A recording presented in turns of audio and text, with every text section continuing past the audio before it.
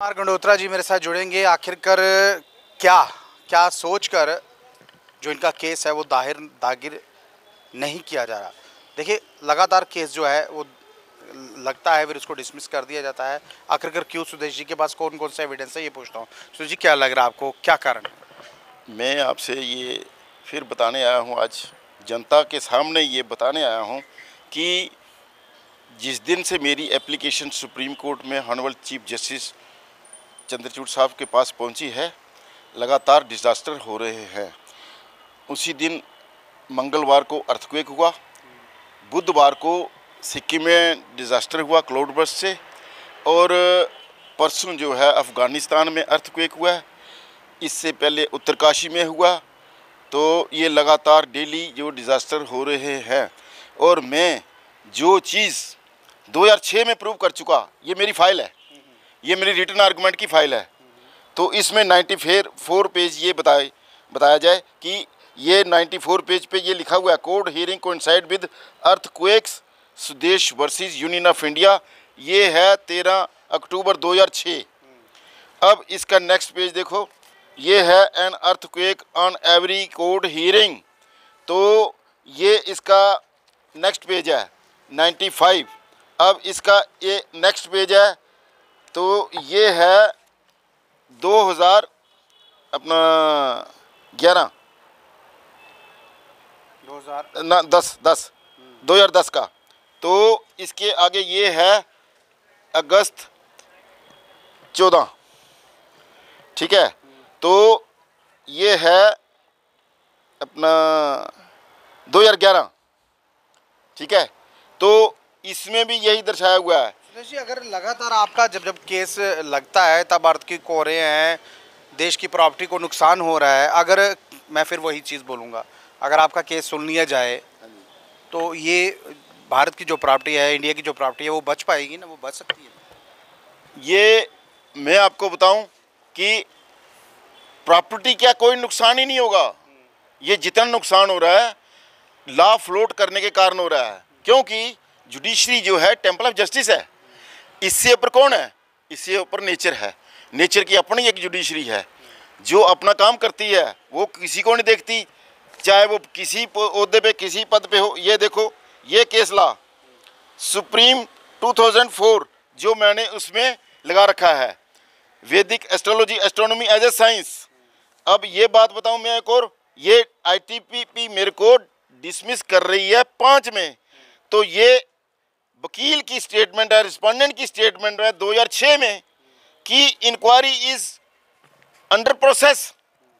तो ये जज साहब ने लिखा कि आप रिकॉर्ड पेश करो। नेक्स्ट डेट ऑफ हियरिंग थी ये 28 सितंबर 2006। तो 2006 और 5 को डिसमिस कर रहे हैं, 2006 में कोर्ट में स्टेटमेंट दे रहे हैं कि inquiry still pending under process. तो ये एफिडेविट लगा के कोर्ट में पेश कर रखा है इन्होंने। उसके बाद 6 में अगर इंक्वायरी पेंडिंग है तो 5 में डिसमिसल कहाँ से? इन्होंने क्या कर रखा है कि जितने भी ये डिसमिसल के आर्डर हैं वो सेम एक ही कॉपी है जो इसमें मेरे को लगा रखा है इन्होंने। ये आर्टिकल ऑफ चार्ज ये सेम है 15/12/89 का फर्स्ट चार्ज। तो यही जो है 98 में, यही 95 में, यही 93 में, और यही 2005 यही एक चल रहा है। और इसमें जस्टिस A.K. माथुर साहब ने लिखा हुआ है, जब पहली जजमेंट आई इसके ऊपर, कि none of the charge has been proved, respondents can not be permitted to give a go by to the rules of law. Rules of law क्या? कि ये CRP एक्ट एंड रूल लगा रहे थे मेरे को 95 में, जो है 94 में ये CRP एक्ट एंड रूल खत्म हो गया, ITBP एक्ट एंड रूल लागू हो गया। तो ये 95 में भी मेरे को डिसमिसल उसी में कर रहे, फिर 98 में कंपल्सरी रिटायरमेंट भी उसी में कर रहे, फिर 2005 में उसी में ये चार्ज लगा रहे हैं और डिसमिसल ऑर्डर कर रहे हैं ITBP एक्ट एंड रूल लगाकर। तो यहाँ से ये कंट्राडिक्ट कर गए। सुदेश जी, एक चीज़ पूछूंगा, अब कोर्ट में आप जा रहे हैं, लगातार जा रहे हैं, क्या कहा जा रहा है? वहाँ पे मेरी डेट इन्होंने डाल दी 19/12। अब दोबारा 19-12, जबकि मेरे को डिवीजन बेंच में जाओ, ये मेरी पटिशन लगी जिसमें लार्जर बेंच के आर्डर हो रखे हैं। जब डीवी ने भी दिया था हाँ, डीवी ने, तो मेरे को क्या बोलते हैं, आपको 1 लाख कास्ट इम्पोज करेंगे, तब तक आप हमारे को ये पीछा ना छोड़ोगे, आप बार बार हमारे तंग कर रहे हैं। हाँ, तो मैं तंग क्यों ना करूं, मेरे को इन्होंने ये डीजी साहब अनकंडीशनल अपॉलॉजी टेंडर कर रहे हैं, ये कंटेम्प्ट है। कंटेम्प्ट में देखो ये क्या है, ये है high court the answering respondent tenders unconditional apology. Apology कौन, ये देखो, ये है director general Indo Tibetan border police CGO complex. तो ये डीजी साहब, ये है 28/2/2003, ठीक है। तो ये 28/2/2003 को माफ़ी मांग रहे, अनकंडीशनल अपॉलॉजी टेंडर कर रहे हैं। तो उसके बाद आज तक ऑर्डर कंप्लाई नहीं हो रहा। तो मेरे को एज पर judgment it was mentioned by the honourable justice TS द्वाबिया, the petitioner is entitled for all constitutional benefit including promotion, है having reinstatement। और रीस्टेट तो हुआ, लेकिन उन्होंने फिर मेरे को 2005 में फिर डिसमिसल कर दिया। डिसमिसल इसलिए किया, इन्होंने जो एलपीए फाइल की उसमें मैंने एक एप्लीकेशन मूव की कि ट्रेनिंग अलाउंस जो है 30% ऑफ बेसिक पे, वही इसकी बेसमेंट है। मैंने जो कंप्लेंट की उसका रिकॉर्ड कॉल किया जाए। तो जब उन्होंने रिकॉर्ड कॉल का ऑर्डर किया कि ITP is required to make available record in the court at the time of final hearing, तो रिकॉर्ड उन्होंने पेश ही नहीं किया। पेश करने की बजाय जजेस से उन्होंने सेटिंग की और जजेस ने मेरी एसडब्ल्यूपी ही डिसमिस कर दी। अब क्या लग रहा है कि अब जिस तरह से डीवाई चंद्रचूड़ के साहब के पास आपकी एप्लीकेशन पहुंच चुकी है, कुछ होगा? क्यों नहीं होगा। उन्होंने रिकॉर्ड कॉल के लिए बोल दिया, उन्होंने पूछा कि इसका स्टेटस क्या है। तो डीजी आईटीपी को जब वो दिल्ली में बैठे हैं, वो भी दिल्ली में बैठे हैं, दिल्ली झटके खा रही है, सुप्रीम कोर्ट हिल रहा है, डायरेक्टर जनरल का ऑफिस हिल रहा है, पार्लियामेंट हिल रही है, राष्ट्रपति भवन हिल रहा है, तो पूरी दिल्ली हिल रही है बार बार। तो इस केस में इनको अगर कोई शक है तो दोबारा ये करो के देखें, दिल्ली का ये हाल बुरा होगा, वो मैं गारंटी दे रहा हूँ। मैं इन्वाइट करता हूँ जितने इस देश के जजेस, जितने इस देश के पॉलिटिशियंस, जितने इस देश के ब्यूरोक्रेट्स, जितना इस देश का मीडिया, किसी में कोई शक है तो मेरे डॉक्यूमेंट ऑन रिकॉर्ड देखो। इन डॉक्यूमेंट में सब कुछ है। ये 35 साल का रिकॉर्ड है, और जितने अर्थक्वेक हुए इसी के कारण हुए।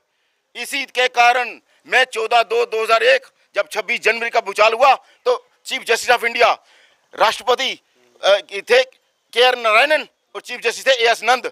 मैं उनको 14/2/2001 रिटर्न में दिया हुआ है कि ये केस आपका अर्थक्वेक का कारण बना। तो उसके बाद 2005 में जब इन्होंने डिसमिसल किया मेरे को ले से, तो अगस्त में देखो, गूगल ट्राई करो, क्लाउड बर्स्ट ले में हुआ, उस समय सारी तबाही हुई। और उसके साथ Bombay is the financial capital, Bombay में जो फ्लड हुआ, बर्बादी हुई, इसी केस में हुई।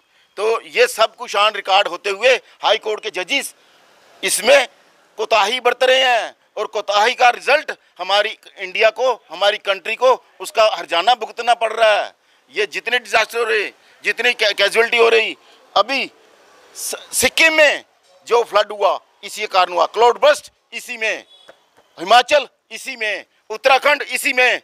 मैं जो कह रहा हूं, अगर किसी को शक है तो मेरे डॉक्यूमेंट ऑन रिकॉर्ड है, आप आकर देख सकते हैं। देख लीजिए, सुदेश जी का यही कहना है। देखिए, लगातार 35 सालों से ज़्यादा का वक्त हो गया है, ये केस लड़ रहे हैं, और लगातार जो कोर्ट है इस केस को ठुकरा रही है, और पूरे देश में कहीं ना कहीं अर्थक्वेक आ रहा है, कहीं बादल फट रहे हैं, कहीं पानी के कारण पूरा जो एक स्टेट है वो बह गई है। क्या अगर ये केस सुना जाए, मैं फिर से वही बात बोलूँगा, अगर ये केस सुना जाएगा तो कितना वक्त लग जाएगा? 1.5 घंटा, 2 घंटा, 3 घंटा?